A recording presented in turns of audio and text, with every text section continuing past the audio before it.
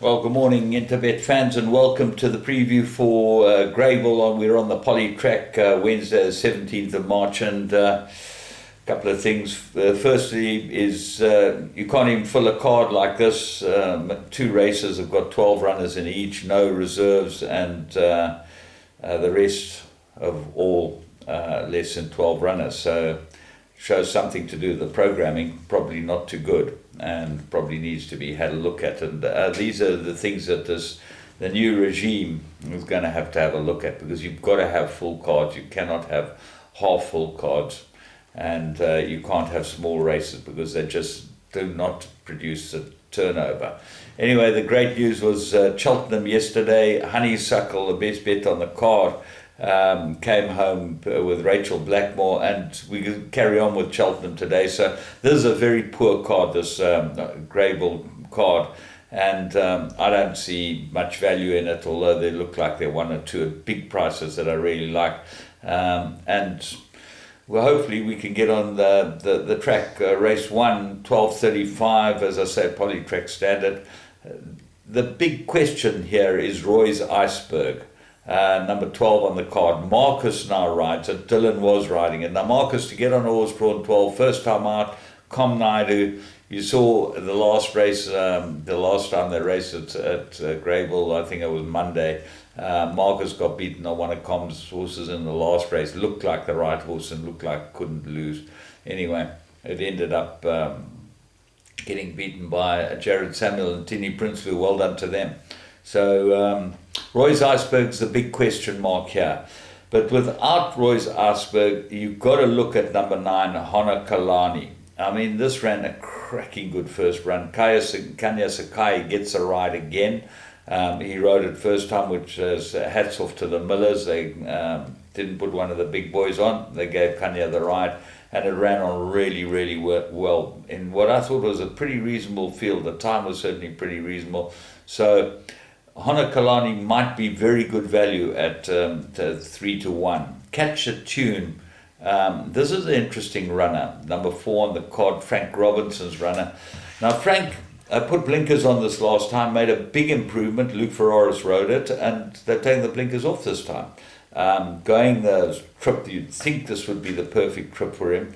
And maybe they just want to sharpen them up and see how he wins. So maybe he's got some ability, this horse, and they just gave him the little warm up again over the 1,000. He was a price, and you'd expect him to be a big improver. Race 2, fillies and mares, 90,000 meters. Well, you get 6 runners in the race, and the Joburg Raider, Candace Dawson, brings down 2 of them. The stable elect for her looks like number 1, Warren Kennedy's rider, Eskimo Kisses, but the form is very, very patchy. So you've got to go with number 2, which is the speed rating horse, third run, course and distance, 2 from 8, 4 places. Peterson claimed 4, comes in with 59 kilos. Been a bit unlucky, this filly, on some occasions, but she certainly has ability, and expect her to go really well. Freedom Seekers looks like the right horse, but Waiho had one run on Monday that was a hot favourite, looked like it was a good thing, finished on last. So one wonders where the horses are and how they've travelled and that, because they don't run badly unless they haven't travelled well or things are not going well for them, maybe in the new training centre, if they're down here. I'm not sure what the situation is. Herstal, 5-2 second favourite. As I said, I thought Eskimo Kisses looked like the right one. Blusher Dawn's got good form, but this might be sharp for Blusher Dawn. Gets a turn-off claimer. It's quite competitive, but there's no value in this race at all. You just cannot find any value. If you're taking a bipot, well, I'd certainly put in as many as possible. But that's the first leg of the PA as well. Race 3, Maiden Plate fillies and mares, go 1,800 meters, and your favourite here is Simply Complicated. Hot favourite, Anton Marcus, Justin Snaith, got form, looks like the horse to beat. Great run behind Panacotta. But I found Good Girl was very unlucky last time. Dylan's incapacitated, so we haven't had a new jockey for it, and I do this at about 10-9. And should have had the jockey up, but hasn't. You'd think he'd have enough time, Shane Humby, to be able to declare a jockey early Certainly when you've got 10 runners in the race and there's plenty of guys available. It's really just bad news from the stable management point of view and from the punter's point of view. Because without the jockey, you really can't make a decision. Who knows who he might put on. But anyway, so Princess Thiana, Candace Dawson's runner, Warren Kennedy, got to have a chance, got good form, and didn't run a bad race last time. But my find of the race is a 20-1 shot Papillon. Not far behind some of these on best form, and gets the blinkers in the 4 kilogram claimer. The combination of the two, if Peterson gives us a good ride, could see her in the winner's box. So put her into all your play. She'll go well. Race 4, maiden plate, 1700 meters, and I'm going for Raise Hallelujah, Warren Kennedy's ride for the Gavin Fenzell stable. I think this horse got ability, and he's just been unlucky. I think they put the blinkers on him last time. That certainly didn't suit him. Steps back in trip, that's better for him. Lots to like about Raise Hallelujah. The hot favourite is Sergei from the Paul Peters stable. Sergei. You remember Sergei? No, most of you won't. Anyway, Sergei, Paul Peters' runner with Anton Marcus, is the hot favourite, 14-10. How much value there is in Sergei, I'm not sure, but I don't see it. I would certainly rather be with Raise Hallelujah. Luna Prospector's run a couple of good races. Look for big improvement. Mr. Pigalle is a speed rating horse. He's got to go into the play as well, so expect him to run well too. And then What a Rider. Probably improve over the distance, so it's not all cut and dried as far as this is concerned. But certainly I'll go each way. Raise Hallelujah. I think that you'll get your money back if it gets beaten. Race 5, Apprentice Handicap 1600. Well, here we have the apprentices. Josh and Solomons gets on the favourite Theravada. Got an exceptional form. Should be able to win this. So what are the dangers? Sovereign Soldier runs on well, course and distance suited, gets a rider that suits the horse. Jabu Jacobs knows Wendy Whitehead's horses, should go well. Royce Fisco certainly got some sort of chance. He's always there or thereabouts. A Whole New World, 1 from 3, course and distance, number 11 on the card, gets a 4 kilogram claimer. But the find of the race is Captain Turk. Third run after arrest. I think this horse got some ability, and the blinkers are off. Now remember, they took the blinkers off Spring Fling. He won 3 in a row and won extremely well. I think this might be the same situation here with Captain Turk. Race 6, Merry Raid 79, 1200 meters, 3-corner contest for me. Tambura is the right horse, 7-1. Luke Ferraris, course and 1 from 1, and so should go well. Fly the Coos, the hot favourite, gets a tongue tie this time. But the time that it won in was not particularly good, and Anton Marcus jumps aboard it. So 5-1 in the betting.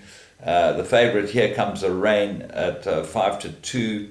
Got good form. Expected to go well. Stewie Randolph for Dean Canada. That's number 1 on the card. And Burning Wings is the second favourite. Pace won a good race last time. Obviously got ability, but this is not cut and dried. The front runner Quattro Passi might get away from them. Dogliotto's got good form, not here for the fun. So a very, very difficult race. Prince Kresh taken the blinkers off at last. I think that will help him, but I think that he probably needs to go back down the Scottsville straight. Race 7, Apprentice Handicap, fillies and mares, 1400 meters. And here's my find of the day, number 2, Ice Imperial, 6-1, well in at the weights, 2.5 better off with number 5, Alphonse Baby. She's course and distance and 2 seconds. So I'm telling you, Alphonse Baby's got a big chance in this race. State of Mind, Carl Stratham, got to have a chance and is your favourite. And that was coming. So they say, that's your favourite actually. Gomedi gets to ride it. Zola Jacobs not riding on the card today. And got good form. So they say, Paul Peters' runner come from Joburg, but I'm not sure that can beat this lot. I think there's some pretty smart fillies in here, and I'm going to take a position against, so they say.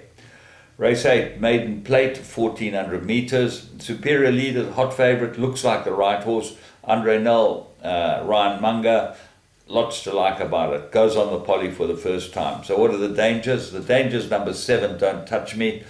Lazam Forbes, Calvin Habib. What did I tell you on the weekend? I think it was Sunday's racing.